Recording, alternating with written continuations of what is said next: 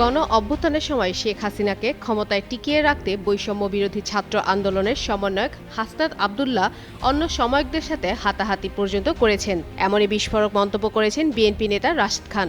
নিজের ফেসবুক পেজে দেওয়া এক পোস্টে তিনি এই অভিযোগ তোলেন। একই সাথে একটি অডিও প্রকাশ করেন বিএনপির এই নেতা। কি হয়েছে? মিনিস্টার ফ্রিজ কিনে হাম্বা জিতেছে।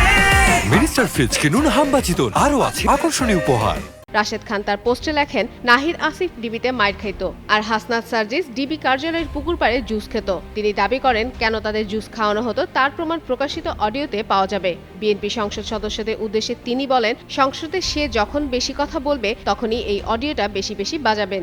রাশেদ খান আরও অভিযোগ করেন যে হাসনাত ও সার্জিস মূলত আওয়ামী লীগের পক্ষের লোক। আওয়ামী লীগ নিষেধের আন্দোলন ছিল তাদের পূর্ববর্তী দুর্বলতা ঢাকার কৌশল। গণ অভ্যুত্থানের ইতিহাস নিয়েও মন্তব্য করেন রাশেদ খান। বলেন, উপদেষ্টা আসিফ মাহমুদের বইয়ে গণ অভ্যুত্থানের কেবল ইতিবাচক দিক উঠে এসেছে, কিন্তু হাসনাত সার্জিসের ইতিহাস আসেনি। পরবর্তী সংরক্ষণে সেটা পাবেন বলেও আশা প্রকাশ করেন তিনি।